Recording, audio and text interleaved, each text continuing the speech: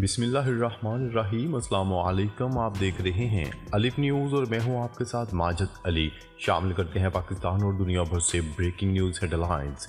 शाम में इसराइली फ़ज़ाई हमले में ईरानी फ़ौज का सीनियर ओहदेदार जाम बहक हो गया, जिस पर ईरानी सदर इब्राहिम रईसी का इसराइल को सबक सिखाने का ऐलान। गैर मुल्की खबरसां इदारे की रिपोर्ट के मुताबिक ईरानी पासदारान इनकलाब के सीनियर मशीर सैयद रजी मूसवी को शाम के शहर दिमश्क के करीब फ़ज़ाई हमले में निशाना बनाया गया। 3 इसराइली मिसाइल उस इमारत पर गिरे जहां वो मुकीम थे, जिससे वो मौका पर ही जाम बहक हो गए। सैयद रजी मूसवी मेजर जनरल के ओहदे पर फायज और शाम में मज़ाहमती स्पोर्ट यूनिट के इंचार्ज थे। उनका शुमार 2020 में बगदाद में अमरीकी ड्रोन हमले में मारे गए ईरानी कुद्स फोर्स के कमांडर जनरल कासिम सुलेमानी के करीबी साथियों में होता था। ईरान के सरकारी टेलीविजन ने सैयद रजी मूसवी की मौत का ऐलान अपनी बाकायदा नशरियात रोक कर दिया। दिरिंसा ईरानी सदर इब्राहिम रईसी ने अपने एक बयान में धमकी देते हुए कहा है कि इसराइल को सीनियर जनरल के कत्ल की यकीनी कीमत चुकाना पड़ेगी। ये इकदाम गासिब सहूनी हुकूमत की मायूसी और बेबसी की एक और अलामत है।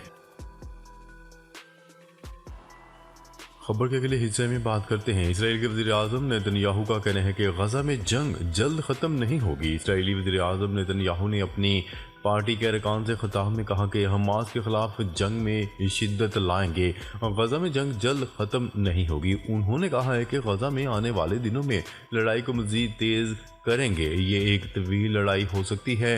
गजा में कार्रवाई करने वाले इसराइली फौजी भी तवील जंग के हक में हैं। इससे कबल अमरीकी वज़ीर ख़ारजा ने अपने बयान में कहा था कि इसराइल को अपने हमलों की शिद्दत कम करनी चाहिए। दूसरी जानिब अरब मीडिया का कहना था कि मिस्र ने फ्रीकैन के दरमियान जंगबंदी का मंसूबा तजवीज़ किया है। मंसूबे के तहत 1.5 माह के दौरान इसराइली जेलों में कैद तमाम इसराइली यरगमारियों और गैर मुअय्यना तादाद में फ़लस्तीनी कैदियों की मरहला वाह रिहाई होगी, जिसका इख्तिताम इसराइल के हमले की मौतली पर होगा।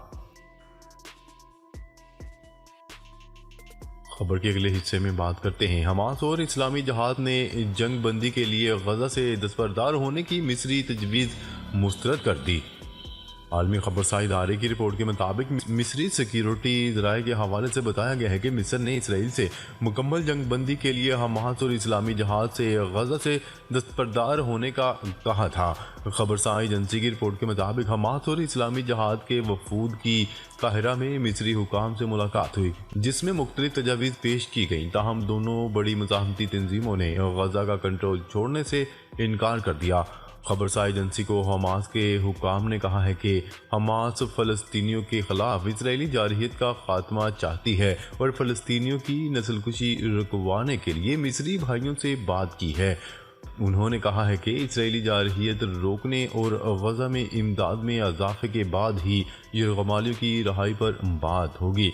इस्लामी जहाद ने भी यही मौक़िफ़ अपनाया है और कहा है कि तमाम यरगमालियों की रहाई के लिए इसराइल को तमाम फ़लस्तीनी कैदियों को रिहा करना होगा। दूसरी जानिब इसराइली फ़ौज की गजा पर वहशियाना बमबारी मुसलसल जारी है और गुज़िश्ता 24 घंटों में इसराइली हमलों में मज़ीद 250 फ़लस्तीनी शहीद हो गए। खबर के अगले हिस्से में बात करते हैं। यमन की ताकत ने इसराइल की नींद हराम कर दी, सिक्योरिटी फोर्सेस का एतराफ़। न्यूज़ रिपोर्ट के मुताबिक अमेरिका की क़यादत में सहूनी हुकूमत और इसके हामियों की बढ़ती हुई तशवीश के दरमियान यमन ने इसराइल के ख़िलाफ़ जो बहरी हालात पैदा कर दी हैं। इस तनाज़र में सहूनी हुकूमत के एक इंटेलिजेंस अफसर ने बहर अहमर के साहिल पर यमन की स्ट्रेटजिक पोजीशन का जिक्र करते हुए इस बात पर जोर दिया है कि यमनियों के पास मिसाइलों और ड्रोन्स का बड़ा ज़ख़ीरा है। एक नामालूम इसराइली इंटेलिजेंस अफसर ने अबरानी वेबसाइट पर शाया होने वाली एक रिपोर्ट में कहा है कि गजा जंग के बाद सिना की इसराइल के खिलाफ बराह रास्त कार्रवाइयों के बाद समंदर में यमनी ड्रोन इसराइल के लिए एक बड़ा स्ट्रेटजिक और फौजी खतरा है। यमन के मिसाइलों और ड्रोन्स के बड़े खतरे और कम से कम 1 लाख फौजी दस्तों के अलावा बहर अहमर के साहिल पर यमन की स्ट्रेटजिक पोजीशन ने इस मुल्क को इसराइल के लिए एक वाजिया और ठोस चैलेंज पैदा कर दिया। उन्होंने मजीद कहा है कि आज यमनी बेहतरीन हथियारों, बैलिस्टिक मिसाइलों और क्रूज मिसाइलों और ड्रोन से लैस हैं जो तकरीबन 2 महीने कबल इसराइल पर बरसाए जा रहे हैं। यमनियों के पास ड्रोन जहाज भी हैं, लेकिन शायद इनका सबसे अहम और ख़ास ट्रम्प कार्ड ये है कि वो बहर अहमर का मुहासरा करके इसे बंद कर सकते हैं। खबर के अगले हिस्से में बात करते हैं। गजा से इसराइल की ज़मीनी अफवाज के इनखला के लिए इसराइली फ़ौज की तैयारियों की खबरें मौसूल हो रही हैं। इसराइली टेलीविज़न ने इतला दी है कि इसराइली फ़ौज जंग के दूसरे मरहले यानी गजा में ज़मीनी कार्रवाइयों को ख़त्म करके तीसरे मरहले में दाखिल होने का इरादा रखती है।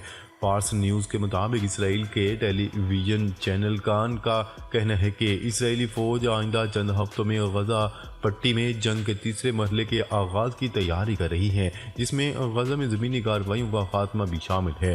कान चैनल ने गुमनाम ज़राए का हवाला देते हुए लिखा है कि तीसरे मरहले में गजा पट्टी में ज़मीनी कार्रवाइयों का खात्मा, फोर्सेस की तादाद को कम करना, रिजर्व फोर्सेस को आराम देना वगैरह शामिल है। फ़ज़ाई हमलों और गजा और इसराइल की सरहदों पर बफर जोन बनाने की तैयारियां हैं। गुज़िश्ता हफ्ता जुमेरात को इसराइली खबरसां ज़राए ने ऐलान किया था कि गुलानी ब्रिगेड यानी इसराइली फ़ौज की इन्फेंट्री ब्रिगेड ने गजा में 70 दिन की जंग के बाद इस इलाके से इनखला का फैसला कर लिया। खबर के अगले हिस्से में बात करते हैं। इसराइली फौजियों के साथ फलस्तीनियों की शदीद झड़पें, नारे तकबीर से फजा गूंज उठी।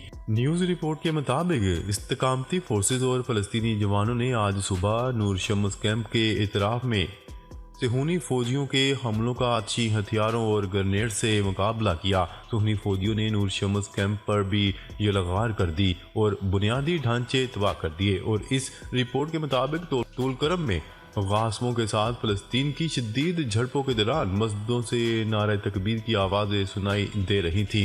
तोलकरम में फलस्तीनी जवानों ने टायर और प्लास्टिक जलाकर शहर की फ़ज़ा में परवाज करने वाले सुहूनी जासूस तैयारों की कार्रवाई नाकाम बनाने की कोशिश की।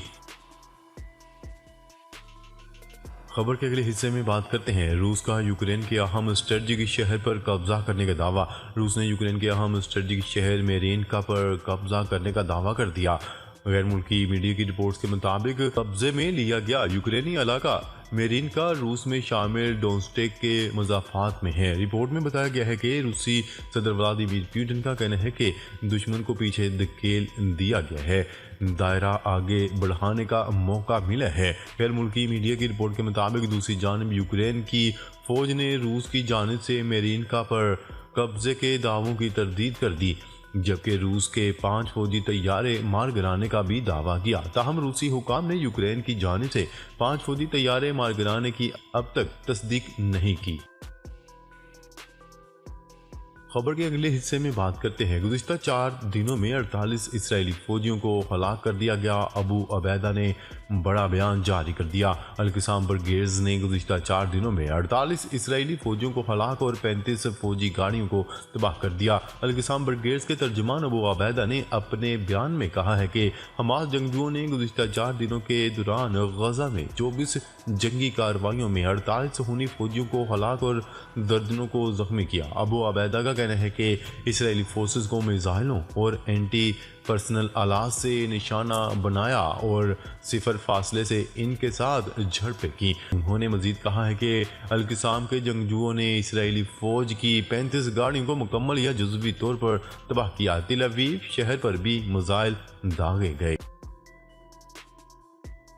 खबर के अगले हिस्से में बात करते हैं। तहरीक इंसाफ ने बल्ले का निशान वापस लेने के फैसले को हाई कोर्ट में चैलेंज कर दिया। तहरीक इंसाफ की जानिब से पेशावर हाई कोर्ट में दायर दरख्वास्त में इलेक्शन कमीशन और इंट्रा पार्टी इंतखाबात को चैलेंज करने वाले दरख्वास्त गुजारों को भी फरीक बनाया गया है। दरख्वास्त में मौक़िफ़ अख्तियार किया गया है कि PTI इंट्रा पार्टी इंतखाबात को चैलेंज करने वाले पार्टी मेंबर ही नहीं और इलेक्शन कमीशन ने इंतखाबी निशान बल्ला भी वापस ले लिया। दरख्वास्त में सदा की गई है कि इलेक्शन कमीशन के पास पार्टी इंतखाबात करवाने के तरीके पर फैसले का इख्तियार नहीं, लिहाजा तहरीक इंसाफ के इंट्रा पार्टी इलेक्शन और इंतखाबी निशान से मुतल्लिक इलेक्शन कमीशन के फैसले को कलअदम करार दिया जाए। तहरीक इंसाफ ने अदालत से सीनियर जज पर मुश्तमिल बेंच बनाने और दरख्वास्त आज ही समाअत के लिए मुकर्रर करने की इस्तदा की। क्या रहेगा गुज़िश्ता रोज़ इलेक्शन कमीशन ऑफ पाकिस्तान ने इंट्रा पार्टी इंतखाबात पार्टी आइन के मुताबिक ना करवाने पर पाकिस्तान तहरीक इंसाफ से बल्ले का निशान वापस ले लिया था। नाजरीन, अब तक के लिए इतना ही। मज़ीद खबरें लेकर बहुत जल्द आपकी खिदमत में हाजिर होंगे। तब तक के लिए अपना ख्याल रखिएगा। अल्लाह निगहबान।